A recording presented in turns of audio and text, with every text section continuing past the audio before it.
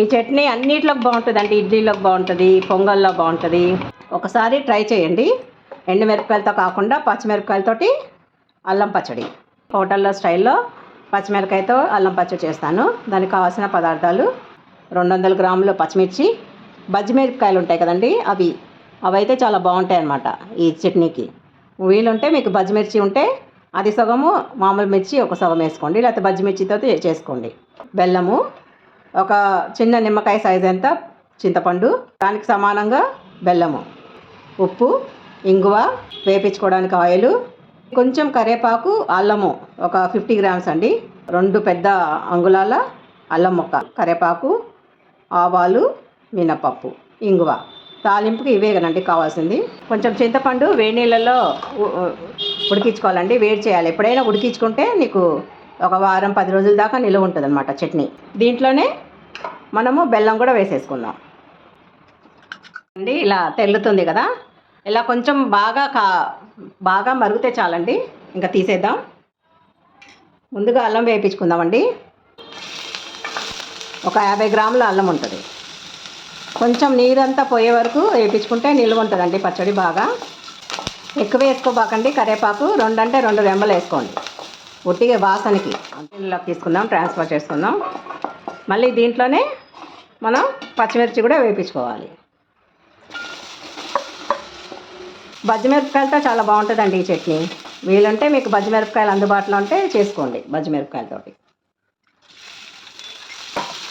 ఎప్పుడైనా పచ్చిమిర్చికి ముందు పచ్చిమిర్చి వేసుకుని తర్వాత నూనె వేసుకోవాలండి, లేకపోతే మొహం మీద చిటపట అని పేలుతాయి. బజ్జిమిరపకాయలు సగము నా దగ్గర కొన్ని ఉన్నాయండి, ఒక 5-6 ఉన్నాయి. దానివలన నేను వేరే సగం మామూలు పచ్చిమిరపకాయలు, కూరలు వేసుకునే పచ్చిమిరపకాయలు సగము, బజ్జిమిరపకాయలు వేసుకున్నాను. కారం చూసుకోండి, ఎక్కువ కారం ఉండకూడదు, మరి కొంచెం ఇలా కలర్ మారితే చాలు, తెల్లగా రావాలన్నమాట. అంటే వేగిపోయినట్టే. వేరే గిన్నెలోకి తీసుకొని తాలింపు పెట్టుకుందాం. మెయిన్ ఇది కూడా అండి, ఈ పచ్చడికి తాలింపు కూడా మెయిన్ అనమాట. 1/2 స్పూను మినపప్పు కూడా ఎక్కువ లేదు, జస్ట్ కొంచెం. ఆవాలు, కరివేపాకు కూడా కొంచెమే వేసుకుందాము. ఈ పచ్చడికి ఇంగువ మెయిన్ అండి. ఇంగువ ఇష్టం లేకపోతే మానేస్తే పర్వాలేదు, వదిలేసేయండి. ఇంగువ ఇష్టం ఉన్న వాళ్ళు మాత్రం కొంచెం వేసుకోండి, 1 స్పూన్ ఫుల్ వేసుకోండి బాగా. ఇదే మెయిన్ తాలింపు.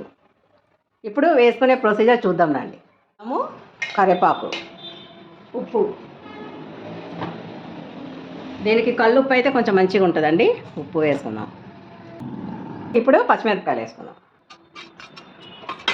చింతపండు, చిన్న నిమ్మకాయ అంతా, బెల్లం 2 కలిపి ఉడకబెట్టుకున్నాం కదా, అది వేసేసుకొని గ్రైండ్ చేసుకుందాం. వేడిగా ఉందండి, చల్లగా పడినాక మనం గ్రైండ్ చేసుకుందాం. చూడండి ఇలా వచ్చింది గ్రైండ్ చేసుకున్నది. ఈ స్టేజ్లో మనం ఉప్పు చూసుకుందాం. ఉప్పు పడుతుందండి.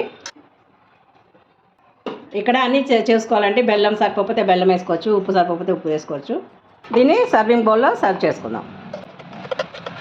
ఈ చట్నీ అన్నిట్లోకి బాగుంటుందండి. ఇడ్లీలోకి బాగుంటుంది, పొంగల్లో బాగుంటుంది, బోండాలకి బాగుంటుంది, దోశలకి బాగుంటుంది, చాలా వాటికి బాగుంటుందండి. ఒకసారి ట్రై చేయండి. ఎండుమిరపకాయలతో కాకుండా పచ్చిమిరపకాయలతోటి అల్లం పచ్చడి. జస్ట్ చాలా తక్కువ ఇంగ్రీడియంట్స్ తోటి మనం చేసుకున్నాం కదా.